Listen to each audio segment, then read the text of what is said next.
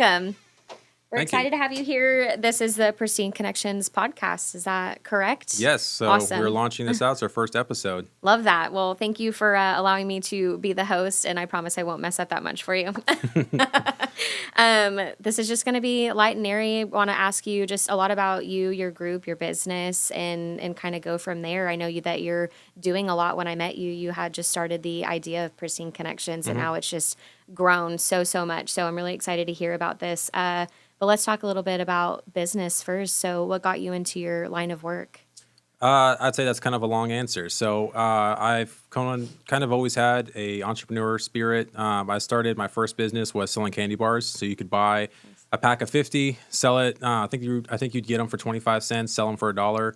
And so we'd go sit out in front of a school at 3:00 when all the kids were coming out and just smashed it overnight. Just doing selling out within about 10 minutes. And so we just do that for a couple days a week. Until the school got mad at us because all the kids were out spending their money on candy. And so that wasn't so good. But that was the first time that I really saw how you could make money and doing things. And that was way back. I mean, I was probably 7 or 8, something like that. So like really young.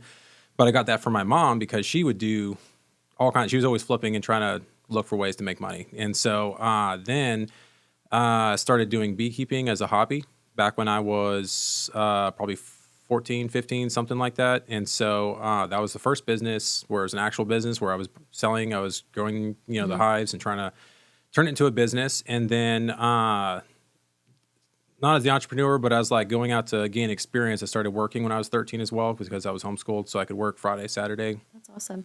Doing landscaping for a guy. And so basically that started the work experience. And then my first real business, I say, is probably the beekeeping. And so I did that for a couple of years.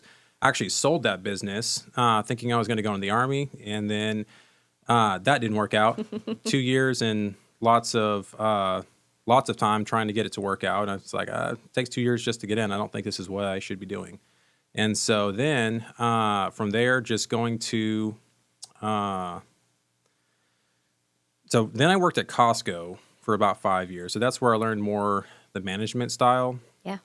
Learned how to work with people a lot more. Before that, I was a very, very, very quiet person. I was very awkward as well. Never really was around a whole lot of people. Probably still very awkward. No but way. yeah, so they threw money at you there. That was a little different. Yeah. So, basically, realized at Costco I didn't like working for the man. There's just a lot of people that get promoted for the wrong reasons. A lot of employees that are always getting away with stuff, and I just couldn't handle that. And so basically took that, learned that I found at Costco that I could sell really well. I sold their credit cards and their memberships. And so I was like, okay, I need to do something with sales. So I looked at roofing and at car sales and was weighing the options of that. A little bit of solar as well, but didn't really get very interested in that. So got into the roofing side, worked for 2 companies in about 2 years, realized I could do this on my own. I learned all the process in that. And so in 2019, started the roofing company. And so what I found with that was very good. I really enjoyed the process and what was happening out there. But that's where I started turning into more of like the serial entrepreneur instead of just trying to do one thing. I was like, if we stack things on top of each other and try to come at it from different directions, you can get it to service people better. Because right now people are constantly looking for 5 different things at a time. If they want landscaping done, they want roofing done, they need an electrician, they need someone to take care of a flooring, paint a house, something like that. Sure. And so I was like, well, if I can, bring businesses together, not only can I help people in between, then when they need a roof, because a roof, it's, maybe once every 10, 15 years. Yeah. It's not a lot. And so if I just sell you a roof and that's all I'm able to do, I'm probably not going to see you again. Not for a long time unless you move or a random storm comes up. And so I had some experience in roofing at that point with running myself, but I saw the problem of like I don't have repeat customers. And so that's where we turned into, well, I've done landscaping. I didn't do a lot of the landscaping. It was more of the mowing side, but I've been around it and seen how that was. Actually partnered with a guy to start out doing the landscaping. So that way we can go to mow people's property each week.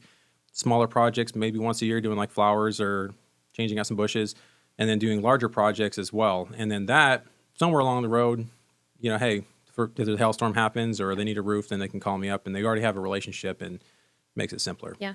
Well, the landscaping side's great for you. It's a very lucrative business anyway. I mean, everything dies in Texas. It does. And that's about Lately, to it's start been happening. freezing. I know. One of my neighbors, funny story for you, actually put fake flowers in their yard. Yeah, And I've been seeing that this last year. Yeah, it didn't dawn on me. I was walking by. I'm like, man, like their landscaping looks great. And I look at it and I'm like, oh, those are fake flowers. And I'm like, they can actually do that here. Yeah. So I actually saw something for the first time about 4 months ago where they were making like metal cactuses that didn't look super real, but they're very cool looking, and you're never going to have to mess with those. They're not so light, because the one thing about fake flowers, they can get blown out or something like that. The rain can wash them out, but like these things were great. And I was like, that's probably going to start taking off here. Yeah, absolutely. So let me go back to your beekeeping business really quick. So are you ever interested in getting that built back up? Because a lot of people like local honey. I'm not sure about that. It's a lot of work. It is a lot of work. It's not a ton of work, but it's just you got to really take care of them. It's a bit of a responsibility. It's like having a pet. Sure. You gotta be out there at least once a week, checking on them, and it's kind of fun. Honestly, it's not as scary. A lot of people, the first thing they think is like all the bee stings and such, but I mean, I got stung enough where I couldn't feel them anymore, so it's no big deal. You're not in one of those like full blown suits that they have. Like that's what I would be in if I had Yep. to do that. You you touched about a lot of your businesses, but I mean, what was really the deciding factor that made you get into it? Was it just the lack of customers coming back, or you're just wanting to do, just so many different things and have that niche for everybody? You're like a one-stop shop, which a lot of businesses are going that direction. So what made you decide to launch this? So really what the big thing is everybody knows roofers are the guys no one really wants to talk to and hang out with, because they're the guys that knock on your door, they're calling you. Yeah. It's never a pleasant experience for the most part. They're there because they have to. And so I didn't want to show up to someone's house and they have to get it done. And like, you never really get super excited people with roofing. Now landscaping's a whole different story. Right. People get really excited about that. They want to show their friends. They want to have something for the neighborhood or for guests coming over or just for themselves to be able to see and actually appreciate. Yeah. When I put a roof up, realistically, it probably looks very similar to the one that you had before. Right. And so you're not even going to notice a difference with that. And so landscaping, I can do that with the roofing. And roofing is very commoditized. When I say commoditized, I mean everyone has access to the same warranties for the most part. They have the same suppliers they can get the shingles from. Yeah.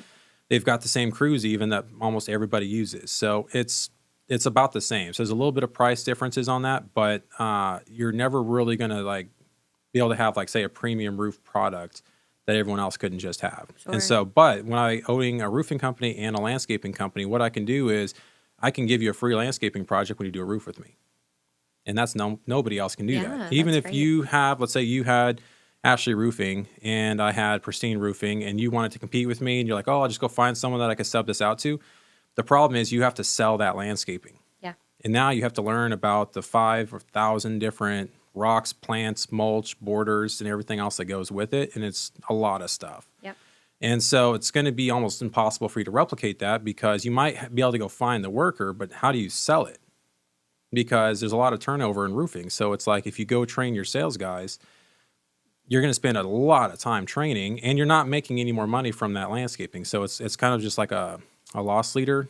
Mm-hmm. And that's good if used in the right situation, but it's something nobody else can do. Right. It's just nobody does it. Yeah. And so it's a good way to stand out and have a different look. Yeah, it's an interesting perspective. I mean, I've been in the real estate world and insurance, and obviously I've met a lot of roofers too. And with how many storms that we have coming through, and there's just so many, pieces of information that get thrown out at you, like this Thursday, we're supposed to potentially get bad storms. And I've seen so many posts, and it's people kind of just jump on that train of like, oh, this is my roofer. Oh, this is so-and-so. But it's hard to find like a really great roofer that can truly assess the damage if there's damage. And, I've seen people just get taken advantage of in the past, and insurance is high for reasons like that. I mean, there's just a lot that goes into it. So finding the right company to take care of that, and they get landscaping with it too. It's just a great resource and a great one-stop shop. So I appreciate your authenticity and just how you take care of your clients for sure. Obviously with roofing and landscaping are crazy stories. I'm sure you've had a few. I would love to hear some if you could talk about it. wild. I want like crazy. Probably the best story, because with roofing, it's pretty boring for the most part. Probably the best story I've had with roofing is going to be, we put up a roof for this lady. We'd already done 2 or 3 for her. We did her house and a couple rental houses. And then when we came in, did one on another one for rental houses. About 3 weeks later, we found that somehow a nail had gone through one of the pipes and flooded the house. Oh God. Oh gosh. Now, normally that's not possible, but they had done some out of code work. And, you're never supposed to have the decking for the roof and then have a pipe right up against it. You should have at least have your joists in between on there, and they did not. So that came in there and did that. But it kind of turned out okay because insurance actually paid for the whole thing. So I kind of just created more work for myself on accident. And so that was crazy. Yeah. But for that,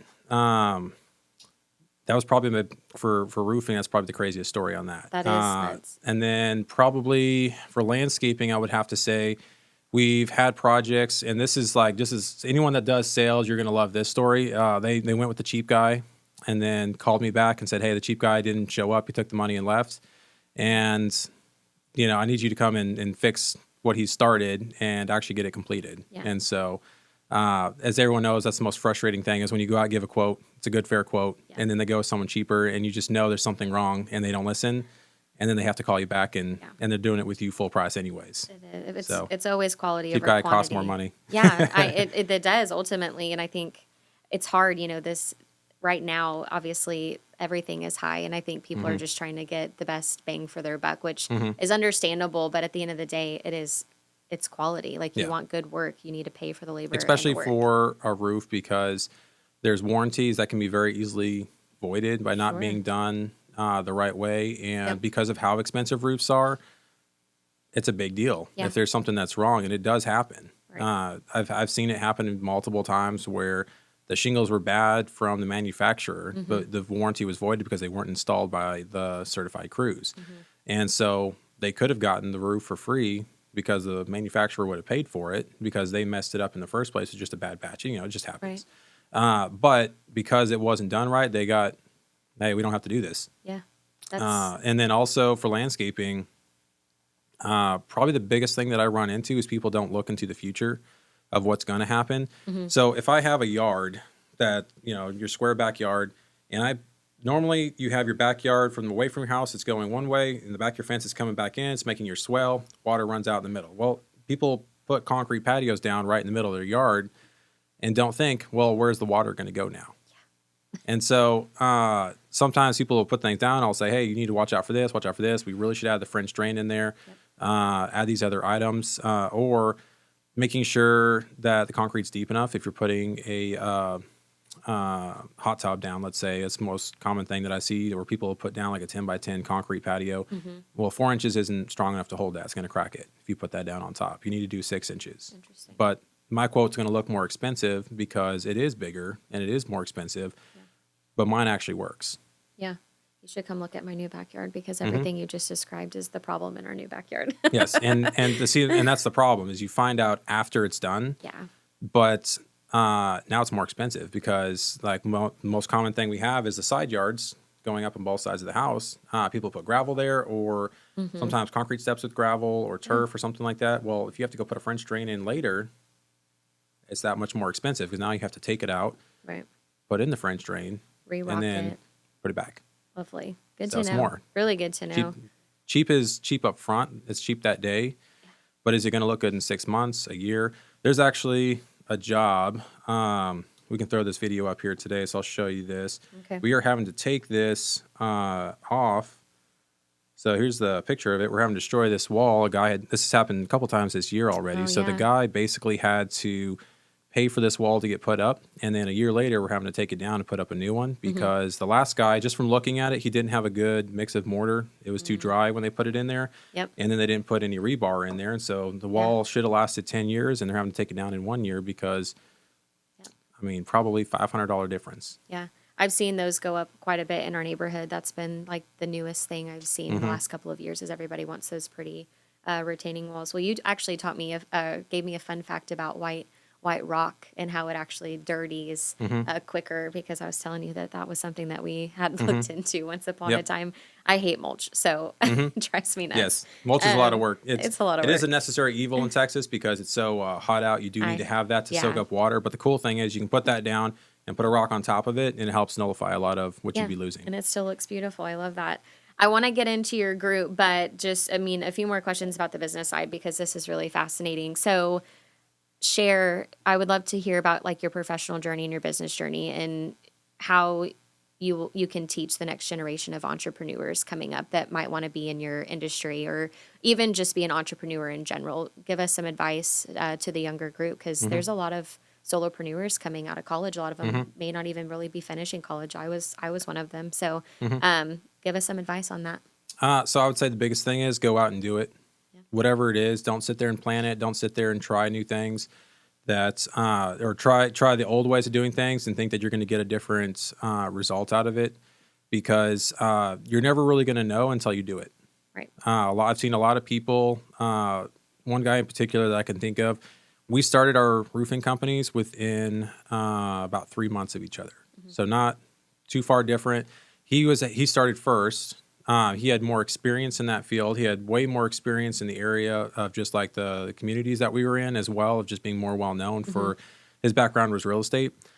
And he wanted to perfect everything. He sat there and made the yard signs. He made the logos. He made all the paperwork perfect. He did all kinds of different things, and then never started the company.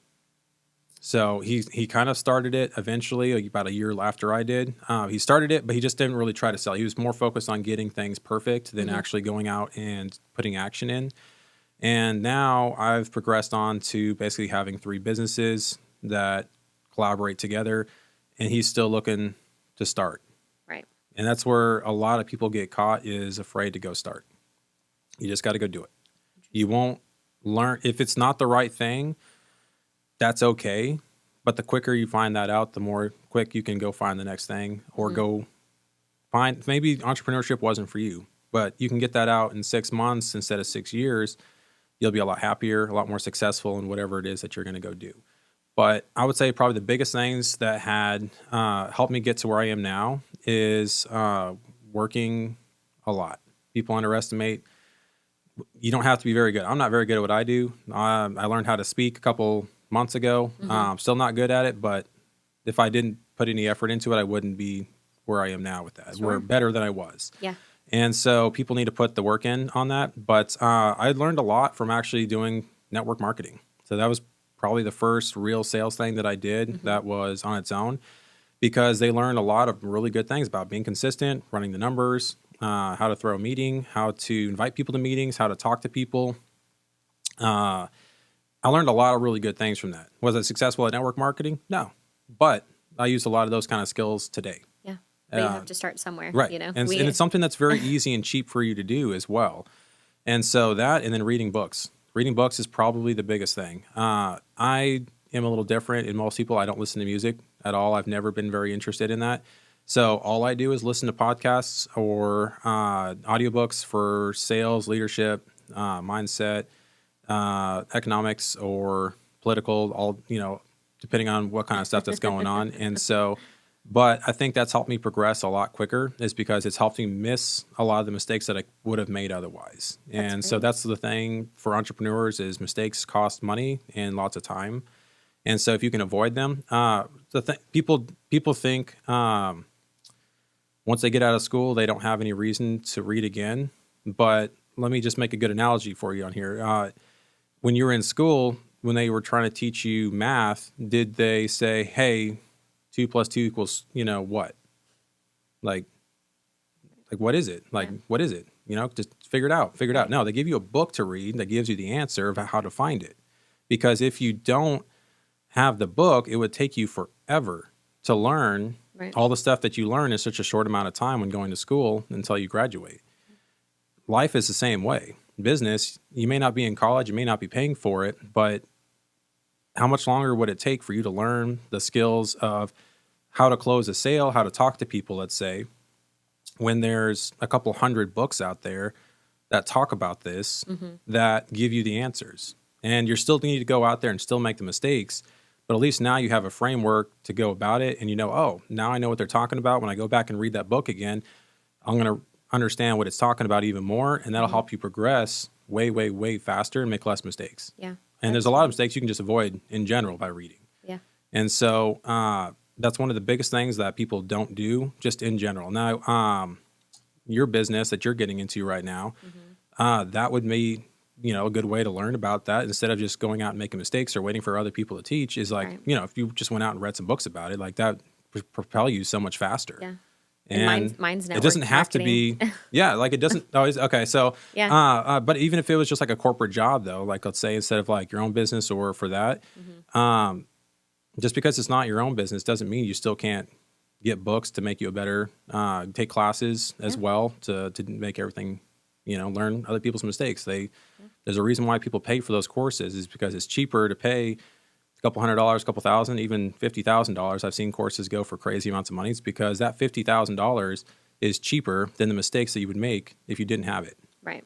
I totally agree with that. I also agree that it's good to just things change all the time. Industries change all the time. New products come out, new technology comes out, and if you're not staying ahead of the curve, you'll just quickly fall behind the curve. And I think, I've always said this in any profession, you got to learn from your competitors as well.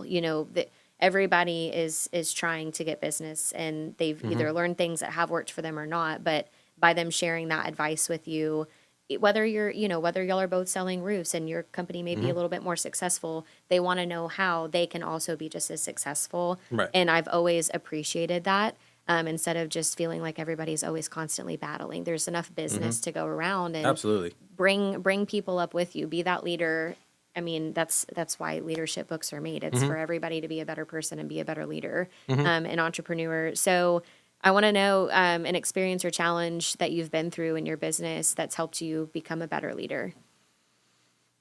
Probably my biggest thing would be with employees because those are the hardest things. Like you can have, I've had some very unfortunate events with personal friends, hiring them, and those were probably the worst. It wasn't the people that came off the streets that I did know.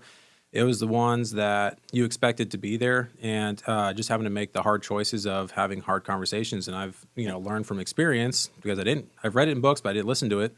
So, you have to have the conversations up front because if not, it just keeps getting worse and worse. Right. And eventually the pain will become big enough where you do take the action that you should have taken in the first place. But if you did it sooner, you would have had probably completely different results. Right. So I've had to fire people that potentially didn't need to get fired if I had just handled it differently. Got ahead of it instead of waiting for it to be too uncomfortable that I had to just make a big choice. Right, just rip the Band-Aid off and get on with it for sure. What part of your routine helps you be the most productive as a business owner? Being very organized. So I used to keep everything in my head because I can do it and just, hey, I know I've got these 3 things to do. I've got this time and I've got to follow up with those people. Yeah. But it made it harder to sleep. It made it harder to turn off whenever you weren't working because you're trying to keep everything balanced in there. There's a lot to be said for putting things on a schedule. So the way I organize everything is I have a calendar, anything that has a time constraint. So I have to be there at 12:30 any given day. It's going in the calendar. If there's something where I have to follow up with people, so it's not a time. It's like, hey, the next day or two, you need to follow up with this person. It goes on the list. Write a note down for it. It's on my phone, so I can always have access to it. And then long-term list. This is like taxes you need to get done in a month, something that's longer term. Right. And so anything and everything goes in those lists. And then as soon as I write it down, I can just drop it and I will completely forget about it because too much is going on. Yeah. But that keeps it from having mistakes. Now, do mistakes happen? Yes. There's times that I don't write things down. 1 out of the 100, it's cost of doing business. Right. We're all human. We're all human. Yes. It's acceptable to make mistakes perfect. For sure. So time blocking obviously is a big one for you in time management. That's something I personally am trying to do better. Yeah, my wife asks, hey, do you have time to go out to dinner? Check the calendar. I don't know. Oh, yeah. That's just log it, my put it in there. My husband is the same. We have if you want, it would be a great Mother's Day gift for her. It's a skylight calendar, so it's a pretty I picture think I frame. saw one of those the other day, and I was like, "This is cool." I will say if If you it's send not me a on link for that that, calendar, I will. It's not, then it's not happening. That's what I've always told anybody because, I mean, I don't know if your kiddo's in sports or anything, but not it's yet. all started. She will be. Yeah, it's all started for us, and it's crazy. So that's what I always say. If it's not on my calendar, I will not be there. I'm sorry. Love you guys. So I've been to your group a few times, and I would really love to hear more about it because I have seen it grow exponentially. It's your Pristine Connections Group. I know you're big into network marketing. So tell us about this group. What made you start it? What's been some of the challenges that you face with it? I mean, I want the rundown on it. Yeah. So basically, this kind of goes back to the mindset I had. This isn't a plan that I had, but basically collaborating for my roofing and my landscaping. Landscaping is a good way to send roofing leads. And then when I do someone's roof, I can say, hey, I can keep up your maintenance as well, passing referrals back and forth. But so that's where I had a plan to probably buy an HVAC company, electric company, and plumbing, because those are like your three other service items that are, if you're doing roofing and landscaping. For starters, I use a lot of those people myself. Those are vendors that I use. When I run an outdoor kitchen, I need a gas line. I need electrics ran for the pergola that I'm putting up for that as well, or for the outlets, or for the sink, or the fridges, and that kind of things. Like, those are people I currently use. And but what was a lot simpler than trying to buy other businesses or start them myself was if I could just partner with other people on a larger scale and being able to refer to each other. So we have grown very quickly in landscaping because of spending marketing dollars. It's something that a lot of people sleep on as well, as spending money to make money. It's very scary, but it's the only way to move quickly. Right. And be more consistent as well. But we were spending about $15,000 to $20,000 a month on ads. And so the way ads work is if you stop paying for ads, your leads stop. Right. And so it's one of those things where if I wanted to double my business, I would have to double my ad budget. And it's not a sliding scale, it's actually an exponential. And so I would have had to do more than double to double the business. And so that's something that I wanted to change. And so it helped us grow quickly to the point that we're at, but to sustain and have a more sustainable path, we were going to have to find something different with that. And so that's where I think it was like later October, that's when I started networking. And I would go to a couple groups, and it kind of expanded into where I was going about 6 a week. And so I learned a lot of good things from that, and saw, because there were 6 different groups, I could see what some people did really good over here, some people did really good over here. But overall, I felt like networking was missing some very big components. Let's say we have our cup here is a customer of yours. You do what you do, I do what I do. We would like to send each other business. The more business we can send each other and make each other better, the happier we both would be. Right. But we need the cup to ask you, do you know a landscaper? That's to me, the fundamental problem with networking is you have to be known as the person that knows people, or they're not going to ask you. So the only people that ever probably have like a default that people understand that that's what they are probably like realtors, and maybe your insurance guy. You might, if hailstorm happens, you might call him and say, hey, well, who does, say, State Farm? Who do you guys like to work with? So I can call them out. That's pretty much it. Me as a landscaper, I've never had any of my friends say, hey, you probably know how to find an electrician for this or that. And so, and that's where I think most people fall is they're not known for that. So you know a really good landscaper, but now this guy has to go on the internet and find somebody that hopefully isn't the guy that steals his money and just doesn't do the project, or that does good quality work, when you had the answer the whole time. So many people on Facebook that I've seen, they go on there and they're posting about their projects like, oh, I could have done that. And they're my friends, and they still don't know that I do what I do just for landscaping. And so I saw networking was very good. It had the basics of like being able to send referrals, build each other's businesses, and help each other. But I started developing an idea of ways to let the third party know that it is that we know a lot of people and that we can help solve all their problems. And so that's why we started the Connections Group. Basically, the concept is going back to what you said earlier about building each other's businesses, I think that's very important because there's other landscapers out there that I know specifically I could double their business overnight if they just do 2 or 3 different things. And that's probably with most businesses.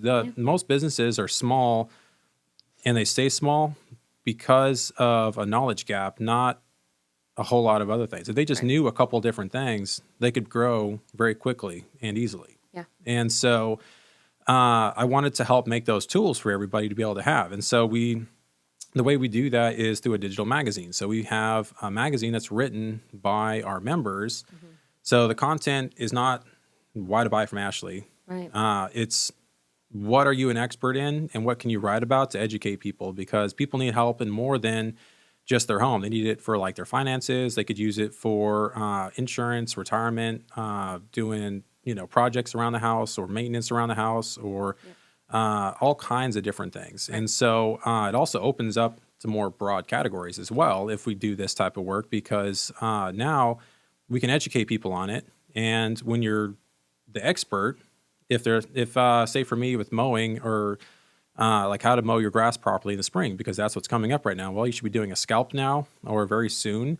Pre-emergent is coming up or right now as well. You need to be set up on fertilizing. So I can educate you how to do it, but obviously you can see I know what I'm talking about. Right. But if you don't want to do it, you can contact me. Yeah.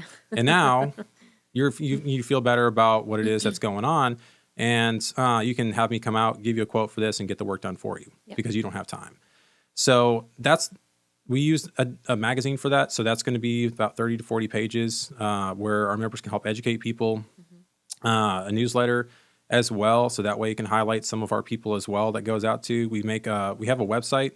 This is the way it's kind of set up on the website is more like competing with, say, Angie's List or Home Advisor, where basically we've got why to trust our people, because we don't want just anyone to come in. We want people that have been in business for at least a couple of years. We want people that do quality work, that have good reviews, that are going to actually show up and do a quote. Yeah. I mean, one of the things I was shocked in when I do landscaping is how many people will show up to a people's house, give the whole half-hour talk about how they can help them and everything, and then never respond to them again. The customer is actively reaching out to them, and they will not answer. It's shocking. So making sure there's like quality people that can help them out. And so we have a member directory where you can go in, you can search up, services, and then there's a whole list of people for fixing that or for finances, real estate, all the different aspects on there.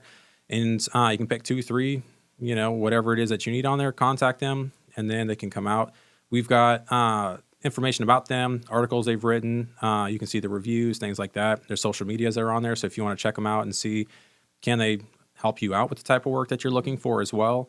And then you can trust them to get the project taken care of. And so then we have the podcast here as well. So that's why we're starting this, is so that people can talk about their business and what makes them unique, because there's a lot of landscapers out there, but they all specialize in different things. So maybe what you're looking for is something that I offer, or maybe it's not. And this is a way for people to find out what people can do in their different industries and why to go with them, because there's 100 options for every industry out there. Like there's not ever just one guy that you have to go with. And so you want to know who it is and what it is that you're supporting even as well, because they might have a different agenda than what you want to help support also. And so that helps get the information out there as well. And so we have basically also the weekly meeting. So this is for more of the business owners to get together. We meet Tuesday right now at 12:30 over in Allen. And so what we do is we have a half-hour lunch. People can come in, they can get lunch or just a drink or whatever they want and get and talk and network, because that's a good time for people to actually, send referrals, get to know each other, ask questions. Hey, you were hiring us last week. How did that go? Like, I'm thinking about hiring. What should I be looking out for? Right. And help answer those questions before they turn into mistakes. Yeah. And there's different levels. We've got newer people that have been in business a couple of years, and we've got some people that have been in business for 20 years. And everyone has a lot to offer. And so it's bringing all those people together to collaboratively market together for each other. Now they can do a lot bigger business. Yeah, I love that. Totally love that. Well, even though you have a huge conglomerate, I'm sure you're still looking for, other members to come in to the group. So what are some of your biggest needs for Pristine Connections right now? Right now, I'd say we probably need pretty much everybody, because one of the things that's different about our networking group is we aren't seat exclusive. Okay. A lot of times they'll have, say, one realtor and one realtor only. Because we're sending this, magazine out in the newsletter and the outbound marketing parts of this, we aren't limited to just the room. Most networking groups are limited to just the room, so having just one person is very important. I think it's important for people as the customer side to have options. And so I would like to have a couple of realtors. I would like to have a couple landscapers. So I've got other landscapers. I've signed up other roofers as well on great. that. So that way people can have options, because I'm not a huge roofing company and I'm not a huge landscaping company. Some people would prefer to only work with someone that's been around for 15 years that has certain, check marks that maybe I don't do. And vice versa. Some people only want to work. I've been hired because we're in Salina, because I'm from Salina, and nobody else in Prosper, McKinney, or anywhere else would even have a shot at it. Yeah, some just want local. I totally understand that. I mean, at the end of the day, everybody's going to do business with people that they trust and have gotten to know. And I also think that's the importance of networking. Everybody learns how to not be salesy on the front end. And I've always shared that. Like, I want to know who you are. I want to know about your family, your hobbies. And then if we talk about business in that meeting, awesome. Naturally, we kind of just do, because we're all in That's all we business. do. We have It's a interesting. business. It is interesting. And it's just fascinating to know, like I've shared, like I went from the real estate industry for 6 years to IT, which is completely night and day. But I mean, it's different for everybody. And I enjoy hearing about the journey. So I've really enjoyed hearing about, what your business is doing, the connections group that you've started that has just really blown up. Cause I went to one of the first couple of meetings and I haven't been back since. I'd love to go again. But I mean, it's just amazing to see the work that you've put in and the people that have surrounded you with and have just really boomed. And I really enjoy seeing that. I think that's our time for this podcast. So I really appreciate you being on it. Obviously, the very first episode. And I realized I didn't make introductions before. So Joshua, I'll let you introduce yourself really quick. Yeah, and Joshua Koehn. I own Pristine Landscape, Pristine Roofing, and then the Pristine Connections Group. Awesome. And I'm Ashley Furr. I'm Director of Sales for Data2 LLC. Thank you. Thank you.